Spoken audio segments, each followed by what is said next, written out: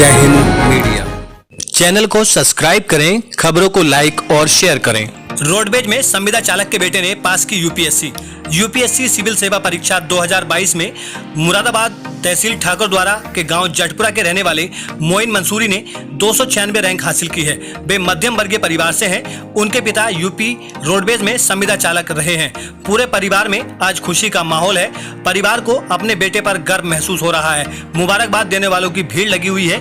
इस मौके पर मोइन अहमद ने मीडिया से बात करते हुए क्या कुछ कहा, देखिए। ब्यूरो रिपोर्ट, जय हिंद मीडिया। जी मोइन जी, आपने जो यूपीएससी क्लियर की है, अपनी रैंक के बारे में बताएं और अपने बारे में बताएं। जी, मेरा नाम मोइन अहमद है। मैं उत्तर प्रदेश के मुरादाबाद डिस्ट्रिक्ट के जटपुरा का रहने वाला हूँ।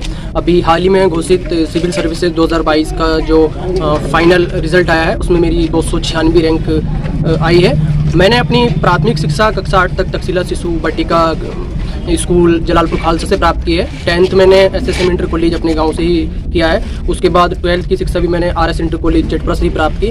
उसके बाद स्नातक की उपाधि मैंने महात्मा ज्योतिबा फुले रोहिलखंड यूनिवर्सिटी से संबंधित एक प्राइवेट कॉलेज से प्राप्त की है और उसी दौरान मैंने साइबर कैफे का भी कार्य किया है। मेरे पिताजी का नाम बली हसन है। वो पेशे से एक संविदा चालक हैं रोडवेज में। अच्छा सर, जैसे आपने ये यूपीएससी क्लियर की है, तो आप कुछ ये बताएं कि जो फ्यूचर में लोग तैयारी कर रहे हैं, स्टूडेंट तैयारी कर रहे हैं, उनके लिए क्या सजेशन देना चाहेंगे कि किस तरीके से तैयारी करें? मैं एक छोटे से क्षेत्र से आता हूं, तो सबसे पहले तो मैं यही सजेशन देना चाहता हूं कि अपने सपनों को बड़ा करें। ज़रूरी नहीं कि आप वो चीज़ नहीं कर सकते जो दूसरों ने नहीं की है। शायद मैं अपने गांव से, अपने क्षेत्र से पहला व्यक्ति होऊंगा क्योंकि मैंने उस लेवल का सोचा। तो सबसे पहले तो ये है कि आप अपनी सोच बड़ी कीजिएगा। जब आप अपनी सोच बड़ी कीजिएगा तो उसके बाद इस तैयारी के दौरान दिक्कतें तो आती हैं, बहुत सारी फाइनेंशियल प्रॉब्लम भी आती हैं, आपको मेंटल स्ट्रेस भी होता है और भी बहुत सारी दिक्कतें नज़र आती हैं। तो जिसके लिए सबसे बेहतर ये रहेगा, शुरुआती स्तर पे आप अगर एकेडमिक लेवल पे देखें, यानी कि जो एग्ज़ाम करने के लिए ज़रूरी है, जो किताबें हैं या नोट्स हैं, तो उसमें आप बेसिक अच्छा कीजिएगा। एक वक्त दीजिएगा, एटलीस्ट 1.5 से 2 साल का वक्त आपको बेसिक जो बुक्स हैं उन पर खर्च करना चाहिए। कितने घंटे की तैयारी मान के चलते हैं कि मतलब नए स्टूडेंट को देनी चाहिए?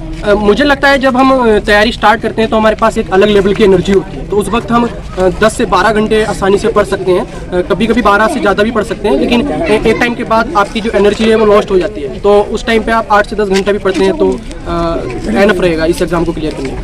अच्छा सर, जैसे कि अभी जो चीज़ें आप देख रहे हैं, अब यहाँ से यूपीएससी क्लियर की है, तो आपका कोई विजन इस टाइम है कि मतलब इस सेगमेंट में मैं अच्छा काम करूँगा? किस चीज़ को लेके आप आगे चल रहे हैं? अभी मेरी यही प्राथमिकता रहेगी कि सबसे पहले तो जो भी मुझे सर्विस मिलेगी और जो भी मुझे कैडर अलॉट होगा, तो वहाँ के लोगों के लिए मैं कार्य करूँ। वहाँ के जो समाज है, वहाँ का जो क्षेत्र है, वहाँ के लिए बेहतरी के लिए उस क्षेत्र को आगे ले जाने के लिए कार्य करूँ। साथ ही मेरी कोशिश रहेगी कि अब क्योंकि मैं एक सिविल सर्वेंट बन चुका हूँ, तो मेरे जो भी लिंक्स रहेंगे उनका यूज करके अपने क्षेत्र का, अपने गाँव का जो भी विकास मैं कर सकता हूँ अपने थ्रू, या जो भी यहाँ के प्रतिनिधि हैं उनसे बात कर मैं यहाँ के युवाओं के लिए एक बेहतर माहौल बनवा सकूँ। और मैं पर्सनल लेवल पे भी कुछ करना चाहता हूँ। कैडर के बारे में अभी कुछ इन्फॉर्मेशन है कि किस पोस्ट के लिए आपको रिकमेंडेशन मिलेगा? जी, 296 मेरी रैंक है, तो और मेरी कैटेगरी ओबीसी है, तो इंशाल्लाह मुझे प्रॉपर आईएएस मिल जाएगा। कैडर जो है वो डिपेंड करता है कि वैकेंसीज किस कैडर में कितनी है। तो मैंने फर्स्ट प्रेफरेंसेस तो उत्तर प्रदेश कैडर ही दिया है। अगर उत्तर प्रदेश में ओबीसी की वैकेंसी रहती है तो मुझे यूपी कैडर मिल जाएगा, अदरवाइज उसके बाद के जो भी कैडर है तो वहाँ पर जाने की संभावना रहेगी। अच्छा, कोई खास मैसेज आप क्षेत्र में देना चाहें? आज क्षेत्र के बच्चों को मैं यही मैसेज देना चाहूँगा कि खुद पर भरोसा रखें। कोई भी चीज़ इंसान से बड़ी नहीं होती है। आप हौसला रखिएगा, अल्लाह ताला आपके रास्ते बनाएंगे।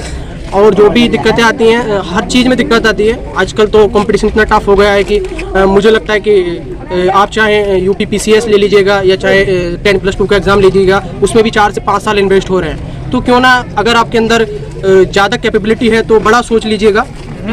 तो बेहतर ये रहेगा कि आप बड़ा सोचें। जो मैं सोचता हूँ कि आप पहले सोचिएगा, उसके बाद रास्ते खुद ब खुद बनते हैं। अच्छा, फाइनली हम पूछना चाहेंगे, इस सक्सेस का क्रेडिट आप किसे देंगे? इस सक्सेस का सबसे पहले तो मैं अल्लाह ताला का शुक्र अदा करना चाहता हूँ कि उसने मुझे इतनी बड़ी सफलता से नवाजा। उसके बाद मैं अपने माँ बाप और स्पेशली अपनी माँ को इस सफलता का क्रेडिट देना चाहूँगा, जिसने मुझे बहुत ही ज़्यादा सपोर्ट करा। एक वक्त पे मेरे मतलब ट्यूशन पढ़ने के पैसे भी वो अपनी पॉकेट मनी से बचाकर मुझे देती थी। और इसके बाद मैं इसका श्रेय देना चाहूँगा अतिया फाउंडेशन को, जहाँ से मेरी पूरी कोचिंग हुई, मुझे पूरी तरीके से हर तरीके से सपोर्ट मिला। वहाँ के फाउंडर साहिल सर और उनके परिवार का जो मुझे सपोर्ट रहा वो अतुल्य है। साथ ही मेरे एक सीनियर हैं आसिफ यूसुफ तांत्रे, 2019 में उनकी 328 रैंक आई थी, तो उनका जो मुझे पर्सनल गाइडेंस रहा है तो वो काफ़ी ही महत्वपूर्ण रहा है। तो हर स्टेज पर मेरे पास ऐसे लोग थे जो मुझे पढ़ाई में अलग तरीके से सपोर्ट करते थे, बाकी भी कुछ प्रॉब्लम रहती हैं जो आपकी पर्सनैलिटी को बेहतर बनाती हैं, तो उस तरीके के भी लोग मेरे पास थे। तो ओवरऑल सभी का ये सक्सेस है और मेरे दोस्त आजम, तलारजा, आजम और राशिद को भी मैं इस सफलता का धन्यवाद दूंगा और सोनू भाई का भी मेरे काफ़ी सपोर्ट रहा।